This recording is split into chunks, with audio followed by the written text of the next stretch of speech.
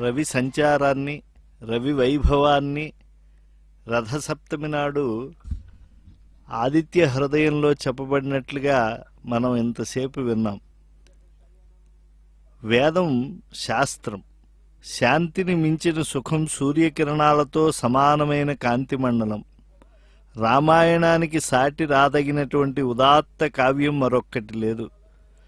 సంస్కృత వాంగ్మయానికి శ్రీకారం చుట్టినటువంటి ఆది కావ్యంలో సూర్య ప్రశస్తి అనేటువంటిది మనకి శివధనుర్భంగ సందర్భంలోనే వస్తుంది. సీతారాముల వివాహార్థం జనకుడు దశరథాదులను ఆహ్వానించాడు. వైవాహిక తంతులో దశరథ మహారాజు యొక్క వంశావళిని వాక్చాతుర్యంతో వశిష్ఠ భగవానుడు చెప్తాడు. అవ్యక్త ప్రభవో బ్రహ్మ శాశ్వతో నిత్య అవ్యయ తస్మాన్ మరీచి సంజజ్ఞే మరీచే కాశ్యపస్సుత వివస్వాన్ కాశ్యపాజజ్ఞే మనుర్వైవస్వత స్మృత. అవ్యక్తమైన పరబ్రహ్మము నుండి బ్రహ్మదేవుడు జన్మించాడు. ఆయన శాశ్వతుడు, నిత్యుడు, నాశరహితుడు. ఆ బ్రహ్మము నుండి మరీచి పుట్టాడు. మరీచిసుతుడే కాశ్యపుడు. కశ్యపుని వల్ల సూర్యుడు వివస్వంతుడు అనేటువంటి వాడు జన్మించాడు. సూర్యుని కుమారుడు వైవస్వతుడు. ఆ వైవస్వత మనువే మొదటి ప్రజాపతి అంటూ సూర్య వంశజుల్ని చెప్పారు. వారిలో ఇక్ష్వాక, పృథువు, మాంధాత, సగర, భగీరథ, కకుస్థ, రఘు, నహుష, యయాతి, అజమహారాజులు ప్రసిద్ధులు. తరువాత రాముడి గురించి వర్ణించే వేళ ఇక్ష్వాకు కుల తిలక, ఇనవంశోత్తమ రామ, రఘుకులాన్వయ అని గుర్తుకు తెస్తూ ఉంటారు.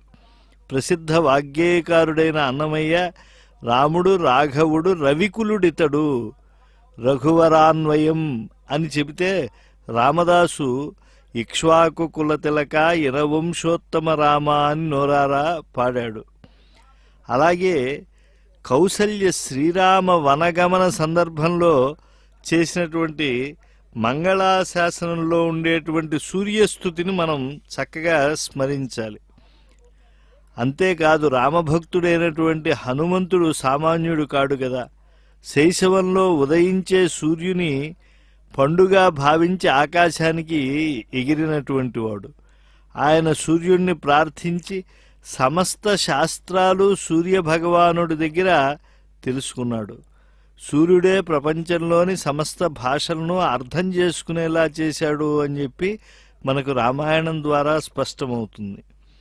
అంతేకాకుండా సూర్య ప్రశస్తి యుద్ధకాండలో కనిపిస్తుంది. రామరావణ యుద్ధం భయంకరంగా సాగుతున్న దశలో శ్రీరాముడు రావణ వధ పట్ల సంశయాన్ని వ్యక్తపరుస్తూ ఉంటే ఆ సమయంలో అగస్త్య మహర్షి సమర రంగానికి విచ్చేసి ఆదిత్య హృదయాన్ని ప్రబోధించాడు. యుద్ధకాండలో 107వ సర్గలో ఆదిత్య హృదయాన్ని ఆయన ప్రబోధించారు. శ్రీరాముడు అలసి సొలసిన వేళ అగస్త్యుడు 31 శ్లోకాలు కలిగినటువంటి ఆదిత్య హృదయాన్ని ప్రబోధించాడు. చెప్పి వెంటనే ఆ ఆదిత్య మంత్రం చేత విల్లు పట్టుకున్న రాముణ్ణి చూసి తృప్తిగా అక్కడి నుంచి వెళ్ళిపోయాడు ఆయన. ఎందుకంటే అథ రవిరవదన్ నిరీక్ష్యరామం ముదిత మనాః పరమం ప్రహృష్యమాణః నిశిచరపతి సంక్షయం విదిత్వా సురగణ మధ్యగతో వచస్త్వరేతి. సూర్యభగవానుడే మానసోల్లాసంతో పరమ సంతోషంతో రాముణ్ణి చూచి రామా త్వరపడు అని సూచించి అంతర్ధానమైపోయాడు. ఆధునిక జగత్తులో వికల మనస్కులవుతూ ఉండేటువంటి మనం అందరం కూడా ఆదిత్య హృదయ పారాయణం చేస్తూ ఉంటే మనలో ఉండేటువంటి చింతనల్లో ఉండేటువంటి ఆ యొక్క బలహీనతలు తొలగిపోతూ ఉంటాయి. త్రైగుణ్యంచ మహాసూరం